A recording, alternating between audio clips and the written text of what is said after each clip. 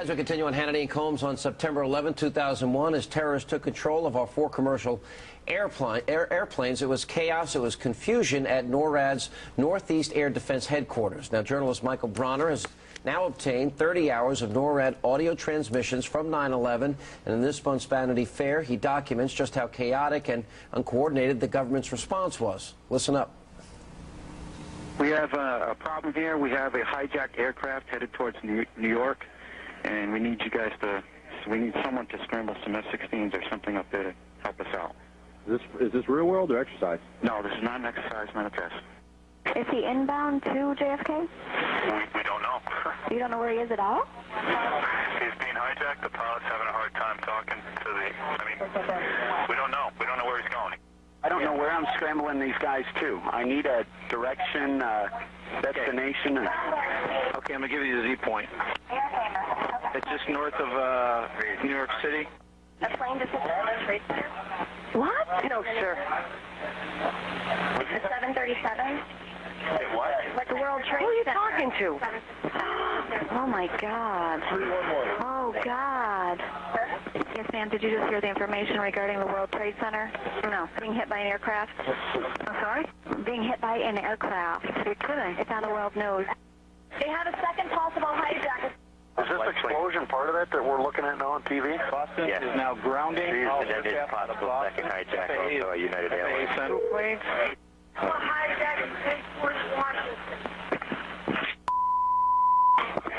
Give me a location. 46 are airborne now. That's the ones we take. Third aircraft hijack heading towards Washington. Have you asked the question what you're going to do if we actually find this guy? Are we going to shoot him down if they got passengers on board? Have they talked about that? Okay, Foxy, I got an aircraft 6 miles east of the White House. You just played this huge spot. We got a United 93 out here. Are you aware of that? United 93. We've got 3 more hijacked airborne. That has a bomb on board. A bomb on board. And this is confirmed. Do you have a mode 3, sir? No, we lost this transponder. Negative clearance to shoot. God damn it. United 93. Have you got information on that yet? Yeah, he's down. He's down? Yes. When did he land? Because we have confirmation. He did not land. Oh, he's down? Yes, Bomb? somewhere up northeast of Camp David. Northeast of Camp David. That's the last report. They don't know exactly where. More of that audio can be heard at VanityFair.com. Based on the tapes, Bronner found that much of the government's testimony to the 9/11 Commission about the air defense response on 9/11 was incorrect, or he claims misleading. Michael Bronner joins us now. It's hard to hear that. It is hard. It's very confusing. Would the government ever be ready for something like that, do you think? I mean, or is it one of those things that is so unpredictable that that seems almost the natural response? Well, I think that when you listen to the tapes and you hear how the troops are responding on the operations floor, I think that they're reacting in real time, making quick decisions. It's the breakdown between the FAA and the military and trying to figure out where these planes were caused them the biggest problems all day. We heard that segment about the transponder being turned off, so that was so they couldn't locate the plane. Right, that was the biggest problem all day. The hijackers flipped off a switch, which is in the cockpit, which turns off a beacon which sends a signal to the civilian controllers telling the name of the plane and its location. And once they did that, they made the military completely dependent on the FAA to try to tell them where these planes were, and they were simply speaking different languages. So in an evil sense, that was if they wanted to accomplish the sick goal of theirs, that was important. At one point in the tapes, you hear the mission crew commander, Major Nasipany, say, wow, these guys are smart. They knew exactly what they wanted to do. Michael, you say the Pentagon deliberately misled the 9/11 Commission and the American public. How so?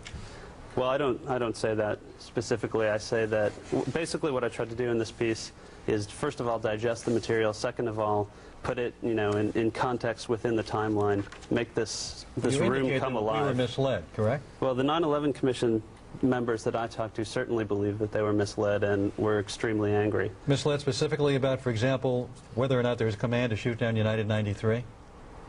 Well, the military and members of the administration imply after the attack for months and even years that they were watching United 93 for a long time, that they were debating. They made the tough decision to shoot it down. But as we learn in the tapes, the military didn't know about United 93 until 4 minutes after it crashed. So the administration purposely lied to the American people and the 9/11 Commission about the timeline. Why? Well, I don't say that specifically. The 9/11 Commission members that I spoke to feel strongly well, the that that timeline was the shown in case. these tapes would bear that out, wouldn't it? It would seem so. And what would be the motivation not to share with the American public, with the 9/11 Commission, the truth of what was happening?